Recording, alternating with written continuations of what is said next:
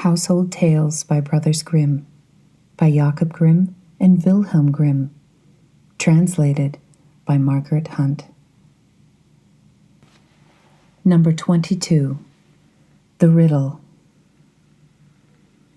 There was once a king's son who was seized with a desire to travel about the world, and took no one with him but a faithful servant.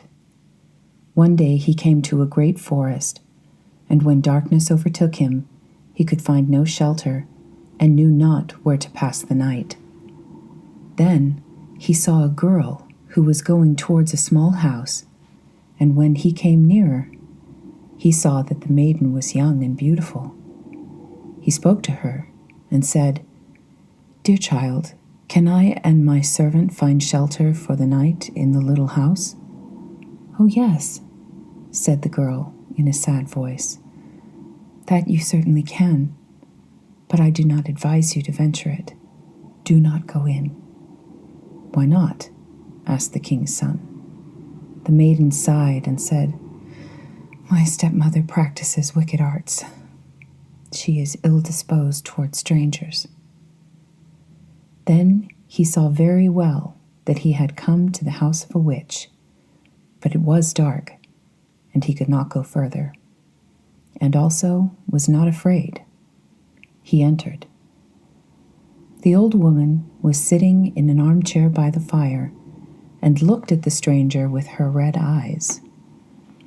"Good evening," growled she, and pretended to be quite friendly. "Take a seat and rest yourselves." She blew up the fire on which she was cooking something in a small pot. The daughter warned the two to be prudent, to eat nothing and drink nothing, for the old woman brewed evil drinks. They slept quietly until early morning. When they were making ready for their departure, and the king's son was already seated on his horse, the old woman said, "Stop a moment. I will first hand you a parting draught." Whilst she fetched it, the king's son rode away, and the servant, who had to buckle his saddle tight, was the only one present when the wicked witch came with the drink. "Take that to your master," said she. But at that instant the glass broke, and the poison spurted on the horse, and it was so strong that the animal immediately fell down dead. The servant ran after his master and told him what had happened, but would not leave the saddle behind him, and ran back to fetch it. When, however, he came to the dead horse, a raven was already sitting on it, devouring it. "Who knows whether we shall find anything better today?" said the servant. So he killed the raven and took it with him.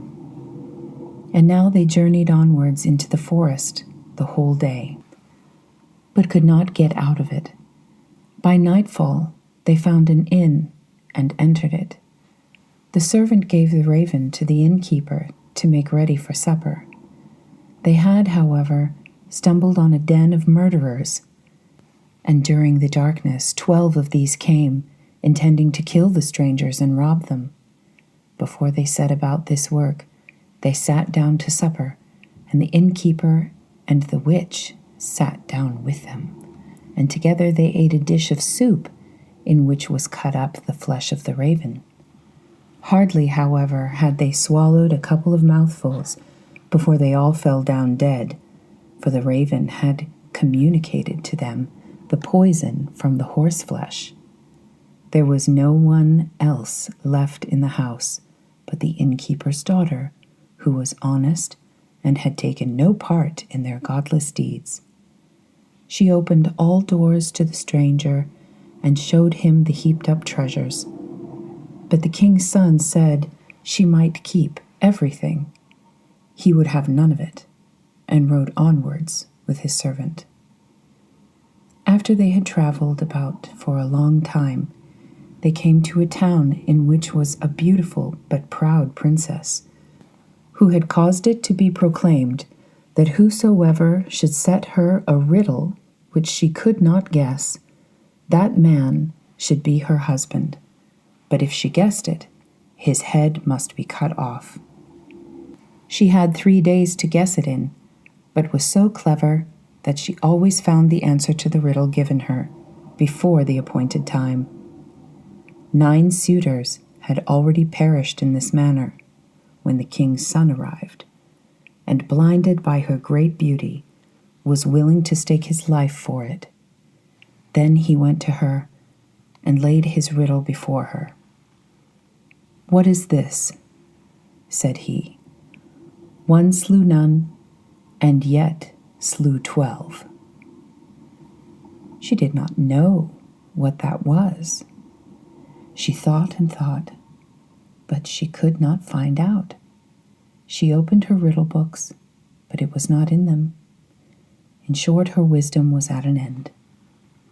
As she did not know how to help herself, she ordered her maid to creep into the Lord's sleeping chamber and listen to his dreams, and thought that he would perhaps speak in his sleep and discover the riddle.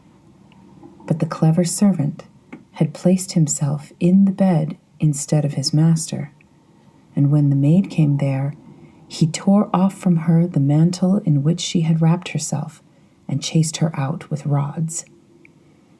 The second night, the king's daughter sent her maid in waiting, who was to see if she could succeed better in listening, but the servant took her mantle also away from her and hunted her out with rods.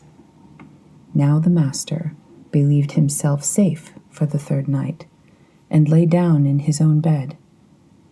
Then came the princess herself, and she had put on a misty gray mantle, and she seated herself near him, and when she thought that he was asleep, dreaming, she spoke to him, and hoped that he would answer in his sleep as many do. But he was awake, and understood and heard everything quite well. Then she asked, "One slew none. What is that?" He replied, "A raven, which ate of a dead and poisoned horse and died of it." She inquired further, "And yet slew 12? What is that?" He answered, "That means 12 murderers who ate the raven and died of it." When she knew the answer to the riddle, she wanted to steal away, but he held her mantle so fast that she was forced to leave it behind her.